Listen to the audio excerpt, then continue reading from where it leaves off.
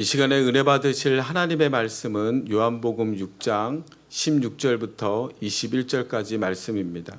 요한복음 6장 16절부터 21절까지의 말씀을 우리 다 함께 봉독하겠습니다. 저물매 제자들이 바다에 내려가서 배를 타고 바다를 건너 가버나움으로 가는데 이미 어두웠고 예수는 아직 그들에게 오시지 아니하셨더니 큰 바람이 불어 파도가 일어나더라. 제자들이 노를 저어 시버리쯤 가다가 예수께서 바다 위로 걸어 배에 가까이 오심을 보고 두려워하거늘 이르시되 내니 두려워하지 말라 하신대 이에 기뻐서 배로 영접하니 배는 곧 그들이 가려던 땅에 이르렀더라. 아멘. 저는 오늘 여러분과 함께 풍랑 속에서도 함께 하시는 예수님이라는 제목으로 함께 은혜를 나누겠습니다.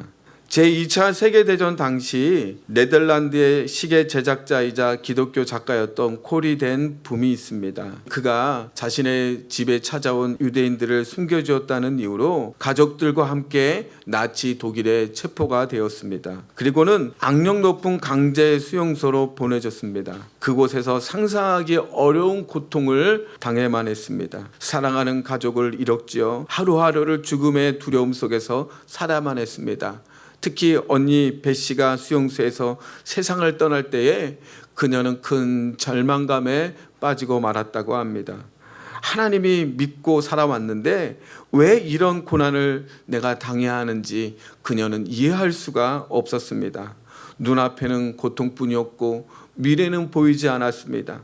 마치 끝이 없는 어둠 속을 걷는 것처럼 느껴졌습니다. 그런데 훗날 코리는 자신의 인생을 돌아보면서 이런 말을 했습니다. 하나님은 우리를 고난에서 항상 건져내는 것은 아니지만 고난 가운데에서 결코 우리를 떠나지 않으십니다. 그녀는 가장 힘들었던 순간에 하나님이 자신을 버린 것이 아니라 가장 가까이 계신다는 사실을 깨달아 알았습니다.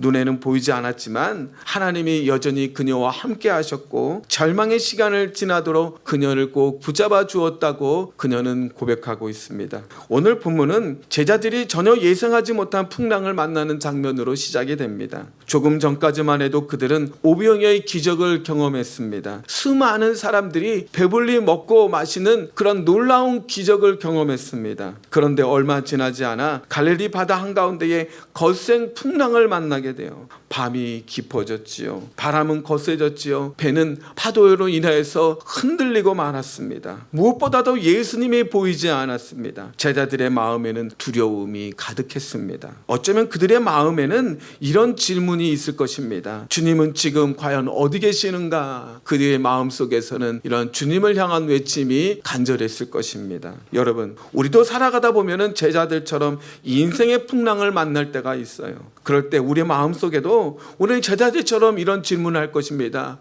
주님은 과연 어디 계십니까? 주님은 과연 어디 계십니까? 오늘 말씀은 풍랑 가운데 있는 제자들을 통해 그 질문에 대한 하나님의 대답을 우리에게 보여주고 있습니다. 첫째로 예수님은 우리의 두려움을 잘 아십니다. 우리 16절로 17절의 말씀을 함께 봉독합니다. 저물매 제자들이 바다에 내려가서 배를 타고 바다를 건너 가버나움으로 가는데 이미 어두웠고 예수는 아직 그들에게 오시지 아니하셨더니. 오늘 성경은 제자들의 상황을 아주 짧지만 인상적으로 보여주고 있어요. 여기서 이미 어두워졌다라는 말씀이 나오는데 제자들은 단순히 밤을 지나는 것이 아니라 앞을 알 수 없는 상황에 놓여졌다는 거 말씀하고 있는 거예요. 방향이 보이지 않고 무엇보다도 무엇이 자신 앞에 기다리고 있는지를 도무지 알 수 없는 시간을 지나고 있다고 말씀하고 있습니다. 그런데 성경은 한 가지 더 기록하고 있어요. 그 뒷절을 보니까 예수는 아직 그들에게 오시지 아니하셨더니. 무슨 말입니까? 지금 제자들의 눈에는 예수님이 보이지 않았어요. 그래서 마치 혼자 남겨진 것처럼 느껴졌습니다. 그러나 실제로 예수님은 그들을 잊은 것이 아니었어요.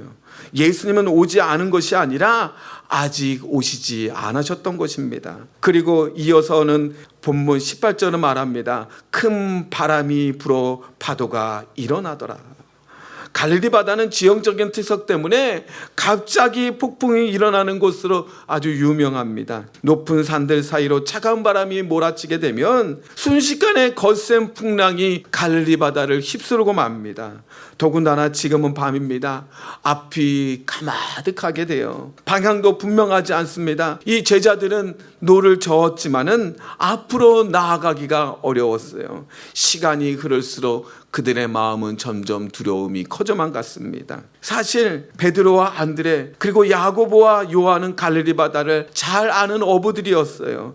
그들은 풍랑을 여러 번 경험해 보았습니다. 하지만 이번 풍랑은 예전과는 전혀 달랐어요. 익숙한 사람도 감당하기 어려울 만큼 거센 바람이 그들을 몰아치고 있었던 상황이었습니다. 무엇보다도 그들 눈앞에는 예수님이 보이지 않았습니다.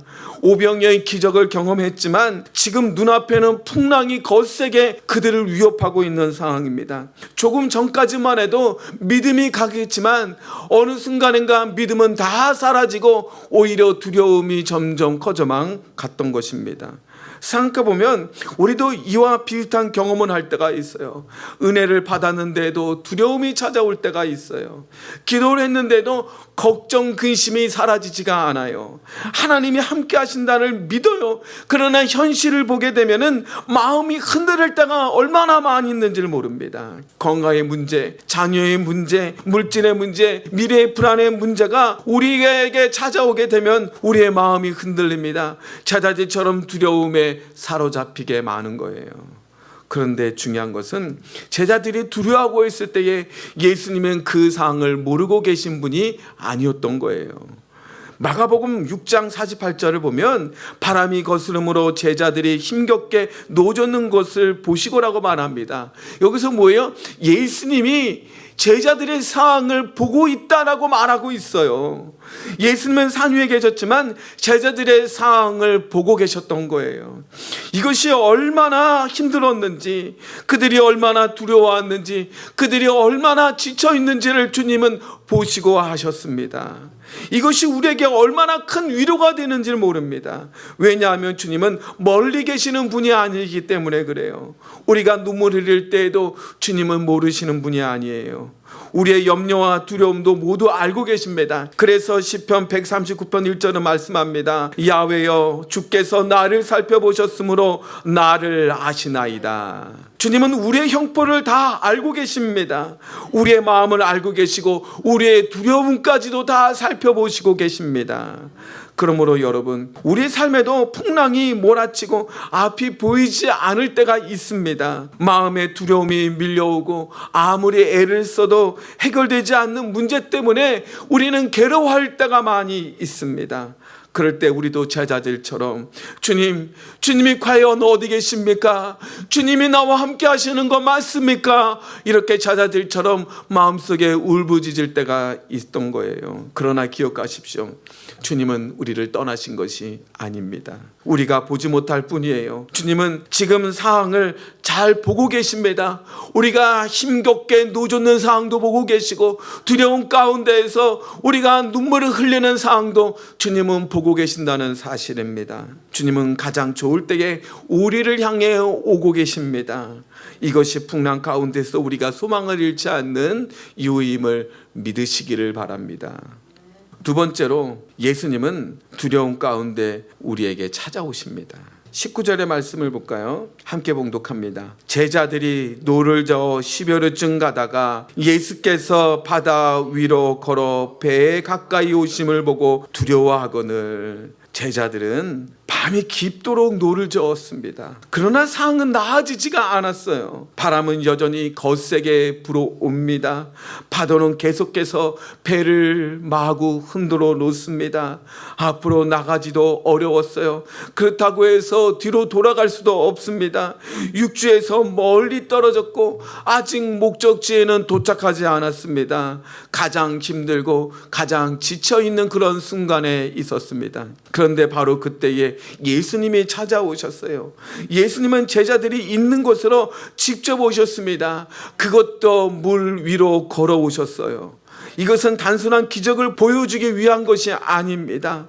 당시 유대인들에게서 바다는 혼돈과 두려움의 상징이었어요.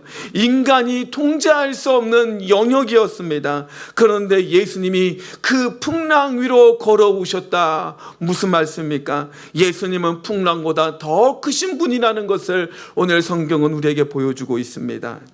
하지만 제자들의 모습을 보세요. 예수님을 보고 두려워하는 모습을 보게 됩니다. 마가복음 6장 49절에 보니까 그들이 예수님을 보고 유령인 줄을 착각하게 된 거예요. 왜 그렇습니까? 두려움이 사로잡혀 있기 때문에 그래요. 사람이 두려움이 커지게 되면 하나님의 역사를 보지 못하게 되는 거예요.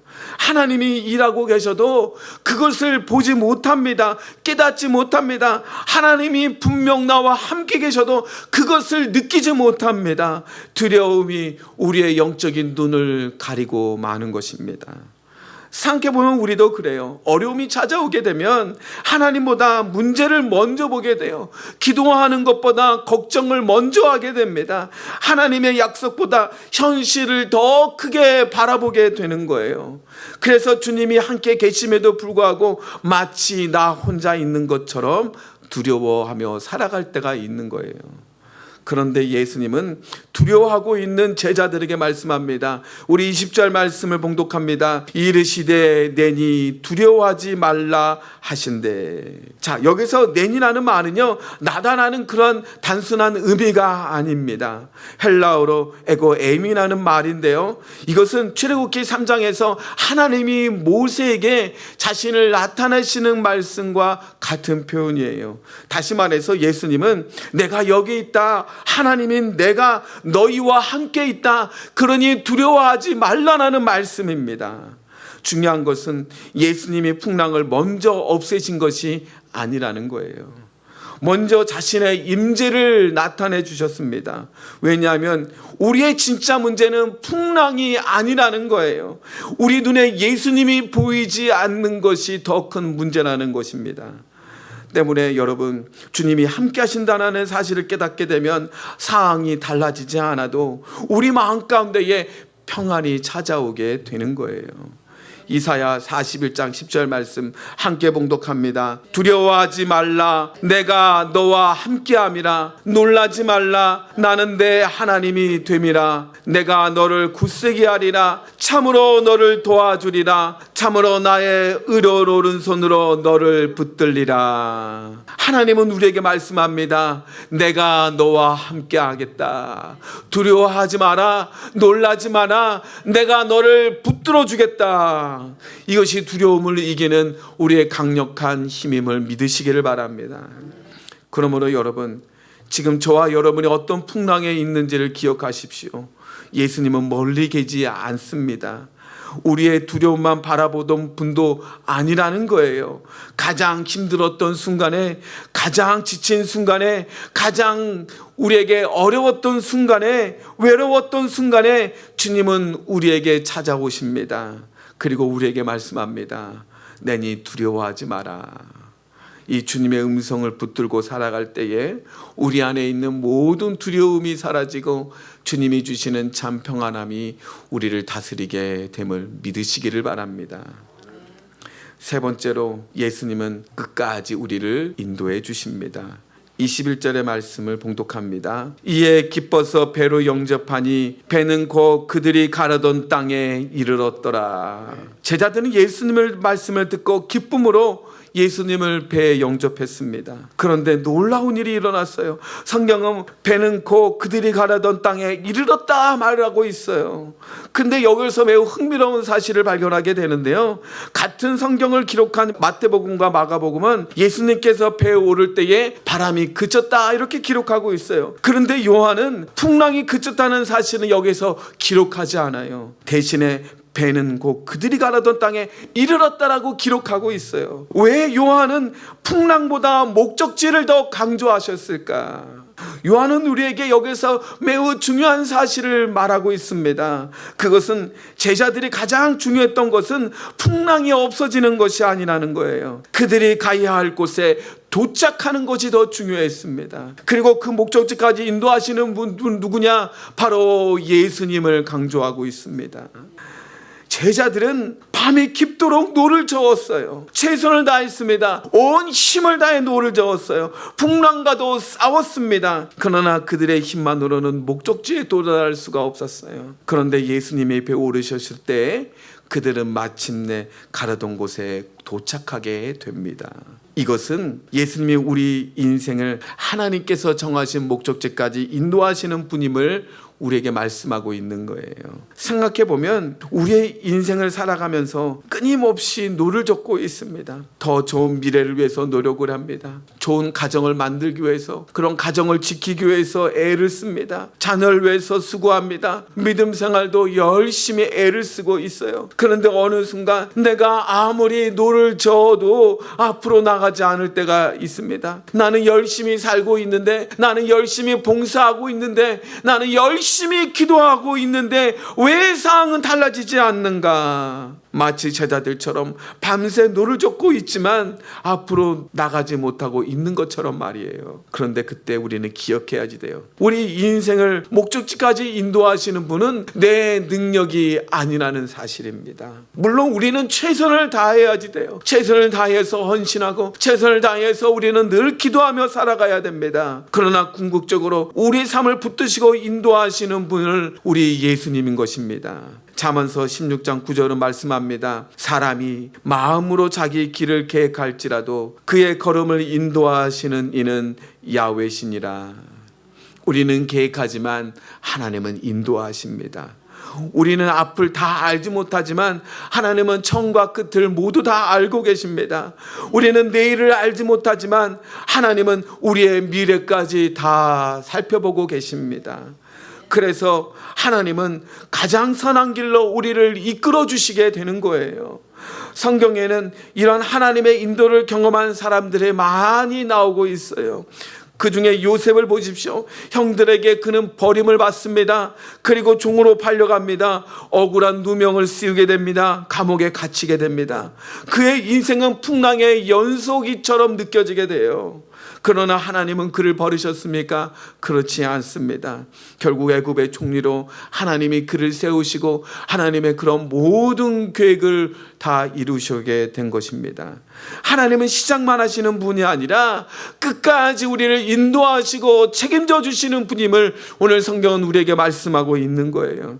빌립보서 1장 6절은 말씀합니다. 너희 안에서 착한 일을 시작하신 이가 그리스도 예수의 날까지 이루실 줄을 우리는 확신하노라.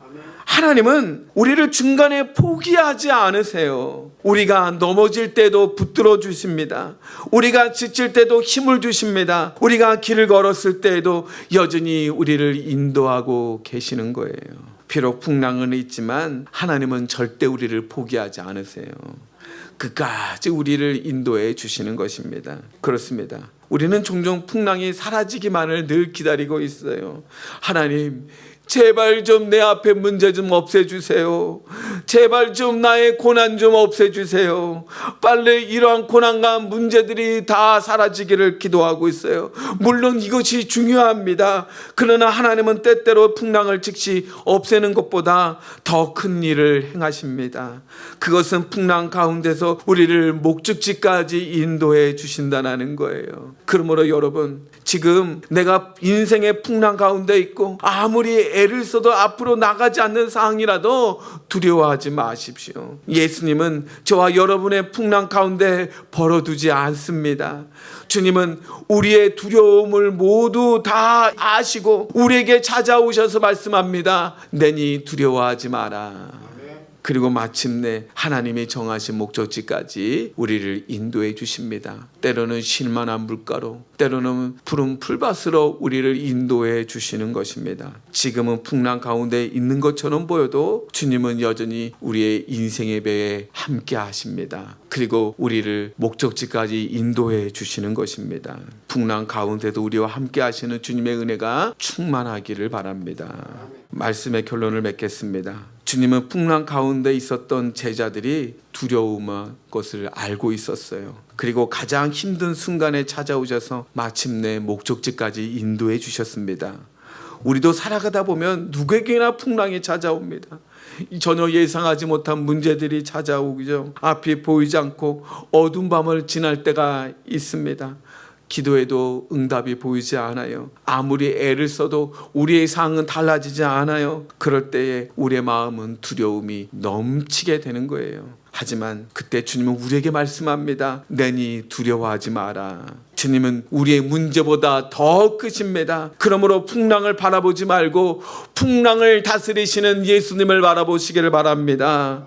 우리를 목적지까지 인도하시는 그 주님만을 의지하며 살아가게 되기를 주님의 이름으로 축원합니다. 주님은 여러분을 홀로 두지 않으세요. 가장 어두운 밤에도 함께 하십니다. 가장 힘든 순간에도 찾아오셔서 끝까지 저와 여러분을 인도해 주시는 것입니다. 오늘 이 시간에 풍랑보다 크신 예수님을 바라보며 믿음으로 살아가게 되는 저와 여러분이 되시기를 주님의 이름으로 축원합니다. 기도하겠습니다. 좋으신 우리 아버지 하나님, 우리는 인생의 풍랑 가운데 있을 때에 제자들처럼 생각할 때가 있습니다. 주님은 지금 어디 계십니까? 주님은 나와 함께 하심이 맞습니까? 울부짖을 때가 있습니다. 하지만 주님은 우리의 모든 형편을 아시고 주님은 우리에게 찾아오심을 믿습니다. 찾아오셔서 모든 풍랑을 잠재우고 우리를 하나님께서 정하신 목적지까지 인도해 주심을 믿습니다. 그 주님만을 바라보고 의지하며 살아갈 수 있도록 믿음으로 붙들어 주시옵소서. 예수님의 이름으로 기도합니다. 아멘.